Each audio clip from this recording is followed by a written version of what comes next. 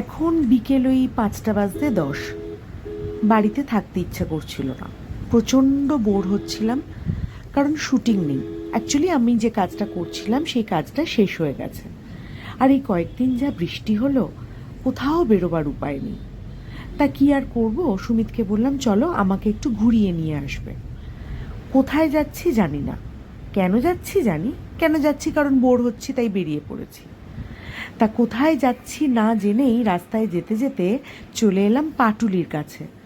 পাটুলির এখানে না অনেকগুলো পরপর পরপর গাছের দোকান আছে, নার্সারিও বলতে পারেন। আজকে খুব একটা গাছ কেনার প্ল্যান নেই, কিন্তু গাছ দেখতে তো কোনো অসুবিধা নেই, তাই টুক করে এই গাছের দোকানগুলোতে নেমে পড়লাম। ঘুরে ঘুরে দেখছি কি কি গাছ আছে এখানে। বৃষ্টির জল পেয়ে গাছগুলো কি সুন্দর হয়ে গেছে, তাই না? এখানে আসলে মনটা একেবারে ভালো হয়ে যায়।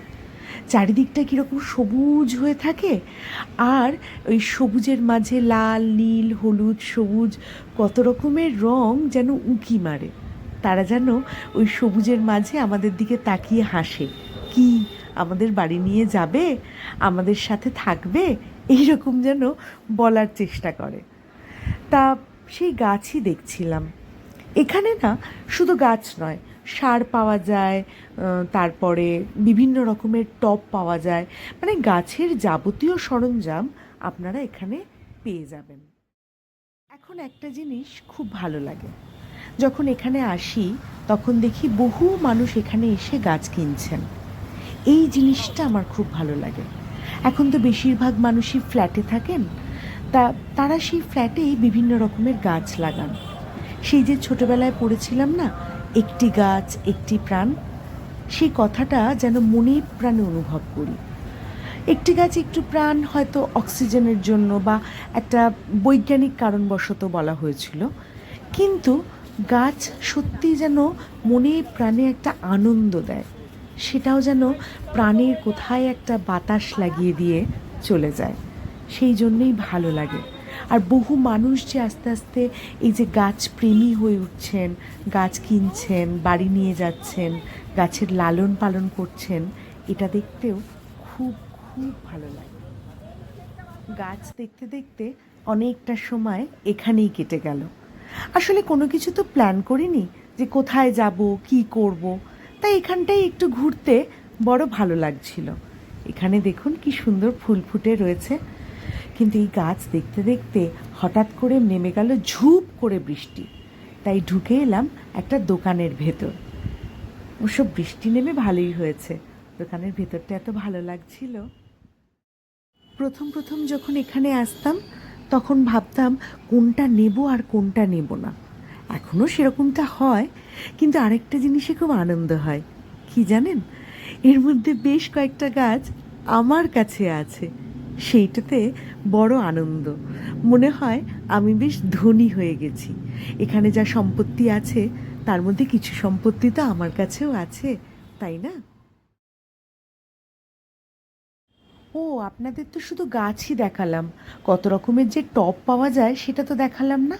এই যে দেখুন কত রকমের লাল নীল হলুদ সবুজ টব, আর এই যে এই টবগুলো ভারী সুন্দর, আর এই পাশে রয়েছে সারগুলো। আর এই যে ঝুলন্ত টব, ঝুলন্ত টব আমার কাছে একদমই নেই, একটা ছিল কিন্তু সেটা নষ্ট হয়ে গিয়েছে। এবার ইচ্ছা আছে কয়েকটা ঝুলন্ত টব নিয়ে বাড়ির জানলাটা সাজাবার, সেই প্ল্যানই করছি, কিন্তু সেটা এখনও ঠিক কিভাবে কি করব ভেবে উঠতে পারিনি। দেখা যাক, ভাবনা চিন্তা চলছে, আপনাদের নিশ্চয়ই দেখাবো কি ভাবনা।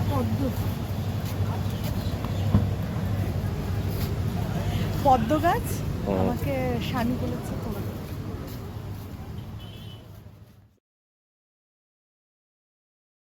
বৃষ্টিটা হঠাৎ করে একেবারেই কমে গেল। পাটুলির ওদিকটা বৃষ্টি হচ্ছে, আর এদিকটা দেখুন একদম শুকনো খটখটে। তা বিকেল এখন প্রায় 5:30 পৌনে 6টা মতন বেজে গেছে। চা খেতে ইচ্ছা করলো, টুক করে ঢুকে পড়লাম একটা চায়ের দোকানে।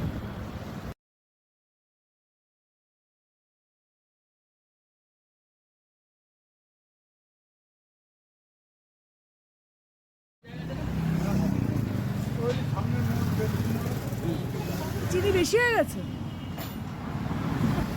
খাও।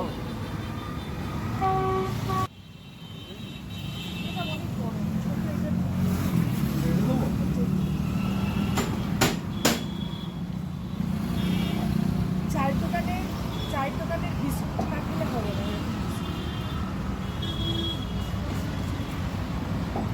চায় চুবিয়ে চুবিয়ে বিস্কুট খেতে।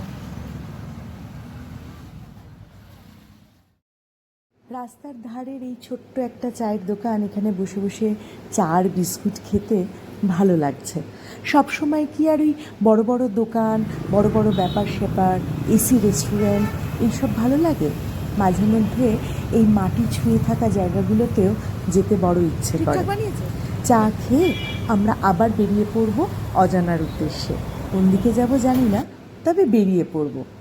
মাঝে মধ্যে এইভাবে বেরিয়ে পড়বেন, দেখবেন মনটা একেবারে ভালো হয়ে যাবে। একটা অন্যরকম জীবনী শক্তি আবার পেয়ে যাবেন। আরেকটু আশা, আরেকটু আনন্দ, এইসব আর কি। যাই হোক, চা খাওয়া হয়ে গেছে, আমরা তাহলে এগোই। আবার দেখা হবে পরের ব্লগে। আজ তাহলে আসি, টাটা।